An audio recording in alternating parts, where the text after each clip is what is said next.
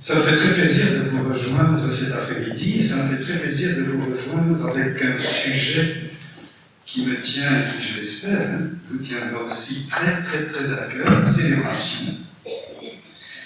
Mais pour entrer dans le vif du sujet, d'ici quelques minutes, je voudrais, pour que nous soyons aussi d'accord sur l'arrière-fond, vous dire comment je me situe par rapport à deux mots, spirituel et rituel. Parce que si nous ne sommes pas d'accord sur cette base-là, il sera peut-être plus compliqué de parler de célébration. Vous connaissez bien entendu la comédienne Juliette Binoche. J'aime beaucoup Juliette Binoche.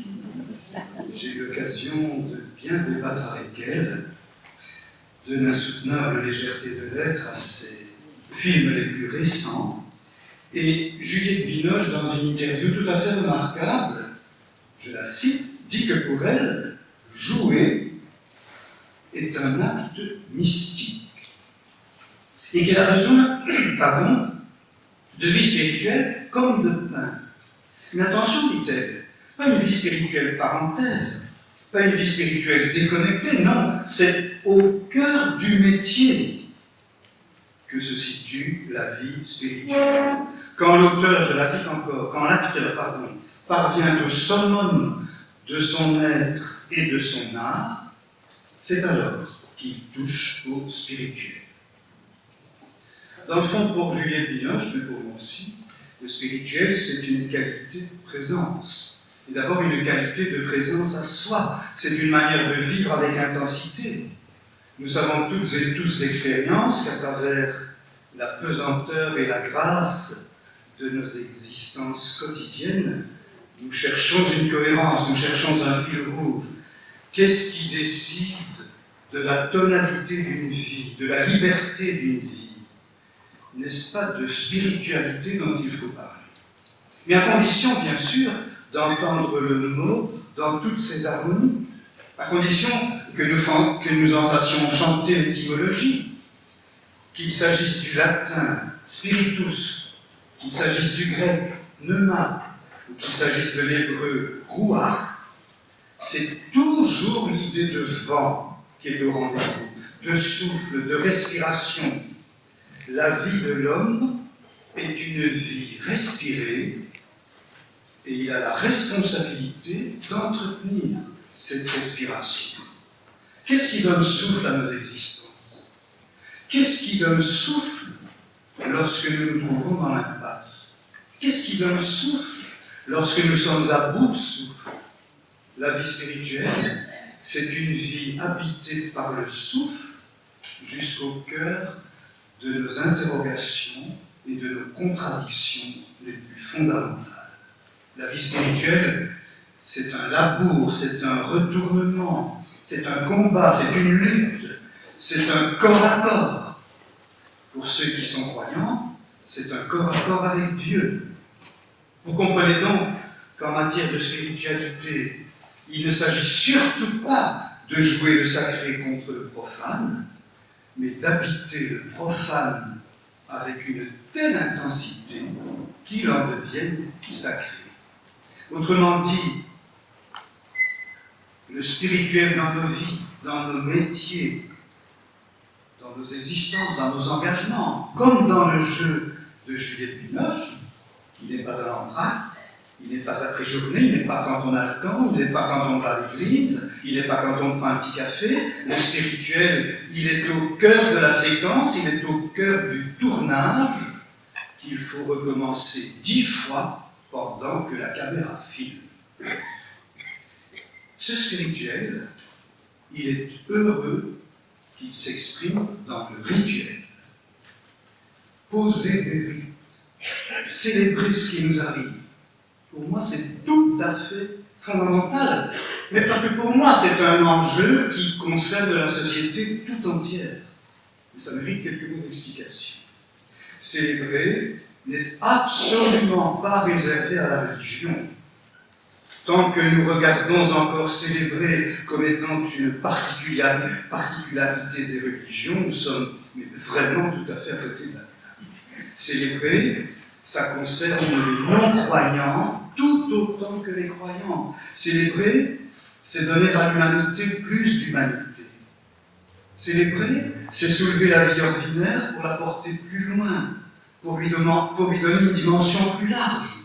Célébrer, c'est empoigner ce qui nous arrive pour le regarder autrement. Célébrer peut être joyeux, bien entendu. Célébrer peut être douloureux. On peut célébrer une naissance, une alliance, une déchirure, une blessure, une mort.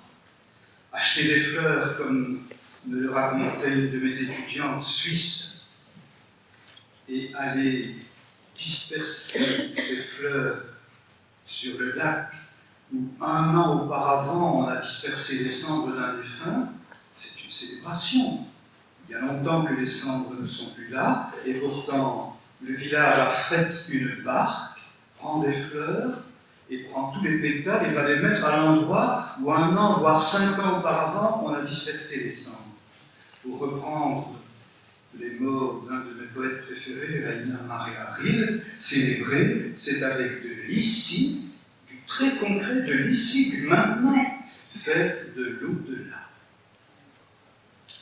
À propos de cette célébration, je trouve que nous vivons pour l'instant un moment assez curieux et assez paradoxal. Et je vais le dire vraiment de manière aussi descriptive que possible. D'un côté, les églises sont plus que largement désertées. Je ne suis pas certain que les croyants, les chrétiens, les catholiques en particulier, aient vraiment pris conscience de cette désertification radicale. Il y a environ, pour ne prendre que des statistiques que je viens de recevoir de la Belgique, 5% de pratiquants. Et dans ces 5%, les jeunes de moins de 30 ans sont 0,2. Je dis ça de manière strictement descriptive. Ce n'est pas du tout grave, cette statistique. C'est d'abord l'affirmation que la célébration classique, telle qu'elle est organisée par les églises, ne fonctionne absolument plus. Ça, c'est un constat. Mais d'un autre côté, et ça c'est terriblement intéressant, jamais la demande rituelle n'a été aussi grande qu'aujourd'hui, aussi forte qu'aujourd'hui. Et c'est tellement vrai que le commercial y a flairé la bonne affaire et il s'est emparé de cette question avec 200 à l'heure. Moi, je croise tous les jours des gens qui me disent que pour préparer leur célébration de mariage, ils ont fait appel à une firme et que ça coûte 1500, 2000 euros pour créer un rituel. Donc, plus personne ne fréquente les rituels classiques. Il y a une demande fantastique de nouveaux rituels que l'on confie au commercial. Je suis certain de 2 choses. La soif spirituelle est très grande et la soif rituelle aussi. Les églises n'ont pas mesuré le changement anthropologique radical qu'elles avaient sous les yeux et elles ne répondent pas à cette double soif. Je me dis donc le plus pacifiquement possible qu'il est urgent d'ouvrir de nouveaux chemins, de considérer que la célébration n'est pas du tout réservée aux prêtres, aux pasteurs, aux imams, aux rabbins, aux conseillers laïcs, qu'il y a parmi nous beaucoup d'hommes et de femmes, croyants ou non, appelés à célébrer, et que nous devons absolument ouvrir cette 3e voie, qui ne sont ni les célébrations des églises, ni les célébrations commerciales. Je m'empresse d'ajouter que là où les célébrations des églises sont vivantes et qu'on peut les renouveler, tant mieux. Je ne vais jamais le regretter. Mais ça ne touche que 5% d'une population. Il y a 95% d'une population qui est tout à fait ailleurs. Moi, je ne peux pas considérer que ça n'a aucune importance, que 95% de nos citoyens aient envie de célébrer et soient ailleurs. et qu'on ne leur propose rien. C'est pourquoi, dans le prieuré que j'ai le bonheur d'animer depuis un certain nombre d'années, nous allons, en mai 2020, il sera vite, dans quelques mois, ouvrir une école des rites et de la célébration. L'information part cette semaine, vous êtes privilégiés, et avant même que l'information officielle ne soit envoyée, autrement dit, depuis quelques mois, rien que le bouche à oreille fait que je reçois des demandes à n'en pas finir de gens qui m'écrivent « Je crois que j'ai vocation à célébrer ». C'est la plus belle nouvelle qui pouvait m'arriver, qu'aujourd'hui, des hommes et des femmes, jeunes et moins jeunes, trouvent plaisir à célébrer et pensent qu'ils y sont peut-être appelés. Je vous assure que de ce côté-là, il n'y a vraiment pas crise des vocations et que c'est passionnant. Et ces demandes sont extrêmement variées. Ça aussi, c'est très intéressant. Parce que certaines de ces demandes viennent tout à fait des diocèses et des lieux d'église les plus classiques.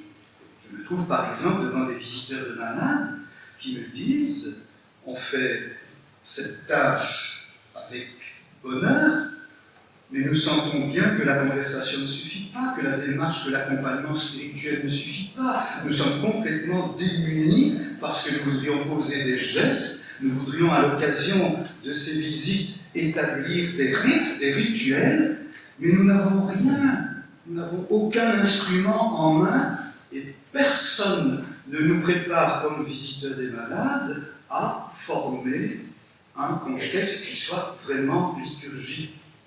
Mais ce peut être aussi, et là c'est pratiquement tous les jours, un grand-père et une grand-mère qui me disent « Nos enfants ne veulent absolument plus mettre les pieds à l'église ». Je viens d'avoir un grand-père, il y a quelques jours, qui m'a dit « Ma fille habite au Havre, elle a un petit bébé, le couple va voir le curé du quartier, de la paroisse, et après 10 minutes d'entretien, le curé ne fait plus que leur parler du péché. Et de leur dire que le baptême, il veut bien les accompagner parce qu'il s'agira d'effacer le péché. » Le couple s'est levé, il est parti, il a dit qu'il ne voulait jamais plus entendre parler de l'Église. Les grands-parents sont arrivés au secours chez moi, et j'ai dit « Mais je suis prêt à accueillir vos enfants dans mon prieuré, mais je ne vais pas faire la célébration moi-même, c'est vous qui allez la faire. C'est vous, grands-parents, qui allez la faire. J'y reviendrai, parce que vous êtes en train de vous dire, mon Escriva, est-ce qu'il est en train d'ordonner les laïcs? Je vais vous montrer qu'il y a un champ énorme en dehors du sacramentel strict, et qu'il est grand temps qu'on s'empare de ce champ énorme où il n'y a aucune permission à demander à qui que ce soit. Et donc, de fait, ces grands-parents vont créer une célébration de venue de l'enfant, qui sera une vraie liturgie, qui sera un vrai rituel, qui ne sera pas sacramentel. Est-ce qu'il y a une difficulté? On peut y venir et on peut certainement en débattre. Dans sa lettre aux communautés de mars-avril 2018, ça m'a beaucoup intéressé et je vous donne l'information, la Mission France a consacré ce numéro à la célébration.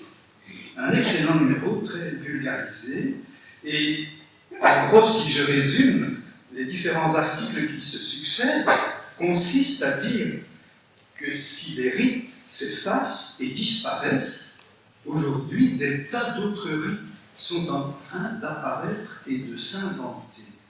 Et la Mission France se réjouit énormément de cela. Par exemple, Malou Lepard, qui est une enseignante engagée dans le renouveau des expressions liturgiques de son diocèse, écrit, je cite, « Nous devons élargir l'espace sacramentel ». Et elle s'appuie en cela sur le théologien Christophe Théobald, qui plaide pour une ritualité ouverte. Qu'appelle-t-il une ritualité ouverte? Je le cite, une ritualité qui n'exige pas la foi explicite en Jésus-Christ, mais qui s'adresse simplement au désir de vie et de sens qui traverse beaucoup de nos contemporains. Et Christophe Theobald conclut en disant « Nous devons ouvrir l'espace de la grâce ». Magnifique expression, nous devons ouvrir